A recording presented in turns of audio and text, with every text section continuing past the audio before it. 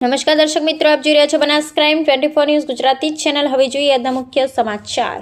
ડીસા બગીચા સર્કલ પાસે આમ આદમી પાર્ટીએ કાળી પટ્ટી ધારણ કરી કાળો દિવસ મનાવ્યો। બોટાદના હળદળ ગામે ખેડૂતોની મહાપંચાયતમાં પોલીસે ખેડૂતો પર લાઠીચાર્જ કરતા આમ આદમી પાર્ટીએ આજે કાળો દિવસ મનાવ્યો। આમ આદમી પાર્ટીના પ્રદેશ નેતા ડોક્ટર રમેશભાઈ પટેલની આગેવાનીમાં આમ આદમી પાર્ટીના હોદ્દેદારો અને કાર્યકર્તાઓએ કાળી પટ્ટી ધારણ કરી વિરોધ પ્રદર્શન કરાયું। ભાજપ સરકારના ઇશારે ખેડૂતો પર લાઠીચાર્જ કરાયા હોવાનું આમ આદમી પાર્ટીએ લગાવ્યા આક્ષેપો। રાજ્યની એપીએમસી માર્કેટોમાં કદડા સિસ્ટમની બંધ કરાવવા કરી માંગ। અહેવાલ હરીશ ઠક્કર, ડીસા બનાસકાંઠા। ગુજરાતમાં જેટલી પણ માર્કેટયાર્ડ છે, એપીએમસી જે માર્કેટયાર્ડો જે ગુજરાતમાં ભ્રષ્ટ ભારતીય જનતા પાર્ટીના શાસનમાં જે ચાલી રહી છે, તો એ લગભગ ગુજરાતની દરેક માર્કેટયાર્ડમાં એક કડદા પ્રથા ચાલી રહી છે। અને કડદા પ્રથા એવી છે કે જેમાં જે ખરેખર ખેડૂતોનો પાક છે, જે ખરેખર એના ભાવ મળવા જોઈએ એ ન મળતા એ કડદા પ્રથાના કારણે મજબૂરન ખેડૂતોએ ઓછા ભાવે એમનો પાક વેચવો પડે છે અને તકલીફો ઉઠાવવી પડે છે। આજે તમે વિચાર કરો કે ગુજરાતમાં છેલ્લા 30 વર્ષથી ભારતીય જનતા પાર્ટીનું શાસન છે। ખેડૂત બિચારો ખેતી એટલે જમીન પોતાની મજૂરી પોતે કરે, બિયારણ પોતે વાવે, દવા પોતે નાખે, મહેનત પોતે કરે, બિલ પોતે ભરે। આટલું કરવા છતાં પણ ભારતીય જનતા પાર્ટીના રાજમાં આજે વેપારીઓ ખેડૂતોને મજબૂરીના કારણે વેપારીઓને ઓછા ભાવે આજે પાક વેચવો પડે છે। તો એના વિરોધમાં બોટાદ ખાતે આમ આદમી પાર્ટી દ્વારા એક ખેડૂતોને સાથે લઈ અને વિરોધ પ્રદર્શન કરવામાં આવ્યું। પરંતુ આ ભારતીય જનતા પાર્ટીના શાસનમાં પોલીસ જે છે એ ભાજપના ઇશારે ચાલે છે।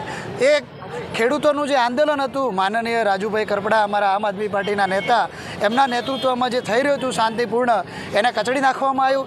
એમના ઉપર ખેડૂતો ઉપર લાઠીચાર્જ કરવામાં આવ્યો, એમના ઉપર ટીયર ગેસ છોડવામાં આવ્યો। પછી જ્યારે રાજુ કરપડાને નજરકેદ કર્યા, આમ આદમી પાર્ટીના ઈશુદાન ગઢવી સહિત જેટલા પણ નેતાઓ બોટાદ ખાતે જતા હતા એમને નજરકેદ કરીને ત્યાં પહોંચવા ના દેવામાં આવ્યા। જ્યારે મહાપંચાયત ચાલુ હતી બીજા દિવસે રવિવારે સાંજે એટલે કે ગઈકાલે, ત્યારે શાંતિપૂર્ણ ખેડૂતો એમનું આંદોલન કરી રહ્યા હતા।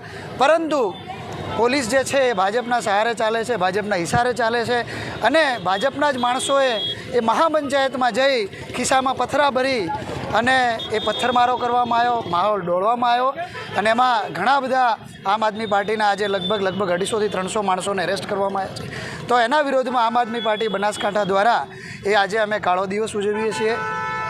ભારતીય જનતા પાર્ટી છેલ્લા 30 વર્ષથી ખેડૂતોને, યુવાનોને, બેરોજગારોને આ બધાને જે હેરાન પરેશાન કરે છે, આમ આદમી પાર્ટી સડકથી લઈ અને સંસદ સુધી જે કરવું એ કરી લે, જેટલા હેરાન કરવા એટલા કરી લે, જેટલાને જેલમાં નાખવા એટલા નાખી દે। પરંતુ આમ આદમી પાર્ટી આ લડાઈમાં પાછળ નથી પડવાની। ભલે જેલમાં પણ જવું પડે, જેલમાં જવું પડે, ભલે ગોળી ખાવી પડે, ગોળી ખાવી પડે, પરંતુ આ લડાઈ ખેડૂતોને સાથે રહી અને આ લડાઈ લડશે। એ જ આશા સાથે અસ્તુ ભારત માતા કી જય। જય જવાન, જય કિસાન। હવે છેલ્લે ખેડૂતો પર પણ અત્યાચાર કરવાનું બાકી રહેતું હતું, એ ભાજપ સરકારે છેલ્લે પણ કર્યું। વિદ્યાર્થીઓ પર અત્યાચાર કર્યો, દરેક લોકોને એમને છોડ્યા નથી। આ વખતે એમને જે કડદા સિસ્ટમ જે લાવી છે, વર્ષોથી ચાલે છે, એ કડદા સિસ્ટમ એમ છે કે જ્યારે ખેડૂત પોતાનો માલ જાહેર હરાજીમાં માર્કેટયાર્ડમાં લઈ જાય છે ત્યારે એનો ભાવ જે બોલવામાં આવે છે, એ ભાવ બોલાય છે એ એમને મળતો નથી। એ પછી એમને માલ તેથી કપાસ લઈ જઈને જીલમાં લઈ જાય છે। જીલમાં લઈ ગયા પછી એ 25-50 મણ તોડી લેવામાં આવે છે। પાછળથી એ એમ કહે છે વેપારી કે તમારો માલ તો કડદો છે એટલે તમારે ભાવ ફરક કરવો જ પડશે। આખરે ખેડૂતના દીકરાને ક્યાં જવું તો ક્યાં જવું, આગળ ખાઈ કેડી કૂવો। એટલા માટે એમને 25-50 રૂપિયા ઓછા કરીને એ માલ ત્યાં આપવો પડે છે, વેચાણ કરવું પડે છે। પાછા કાચા બિલથી માલ કરે છે। 2014 પછી આજ દાડાવથી ખેડૂતોને કપાસના ભાર પૂરતા મળ્યા નથી। અગાઉની કોંગ્રેસ સરકારે ખેડૂતો ઉપર ગાંધીનગરમાં અત્યાચાર કર્યો હતો। આજે 30 વર્ષથી એ હજી સરકાર આવી નથી, એ હવાતીએ મારે છે। એટલે જ્યારે ખેડૂતો પર અત્યાચાર થાય છે ત્યારે સરકારનું 100% અધપતન થાય છે। એ ખેડૂતની ભાષામાં કહેવત છે કે જ્યારે 2 પાડા નોખે એટલે 100% ખૂટતો જાય। 2 પાડા જ્યારે નોખે છે એટલે ખૂટતો 100% જાય છે। એવી રીતે આ ભાજપ સરકાર પણ તાનાશાની કરે છે। અમારા જે આમ આદમી પાર્ટીના જે પ્રદેશ લેવલના નેતા હતા રાજુભાઈ કરપડા, એ શાંતિ રીતે જે મહાપંચાયત બોટાદ ખાતે બોલાવી હતી, પરંતુ એમને મારવામાં આવ્યો। એમને પકડીને ગોળીબાર કરવામાં આવ્યો, એમને અરે છેલ્લે એક બેન છે પત્રકાર મીડિયા, એમના ઉપર પણ અત્યાચાર કરવામાં આવ્યો.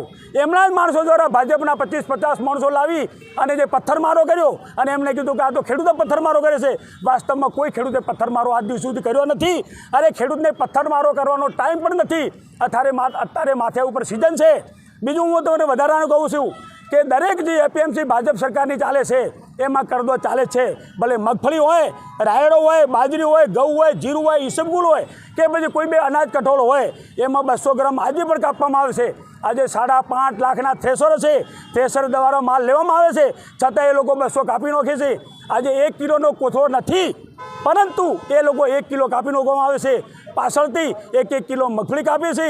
સેટેલાઇટ દ્વારા આ લોકો સર્વે કરવામાં આવે છે અને અત્યારે છેલ્લે 70 મણ મગફળી તોડવાનું આ લોકોએ વાત કરી છે. બસ હું વધુ નથી કહેતો.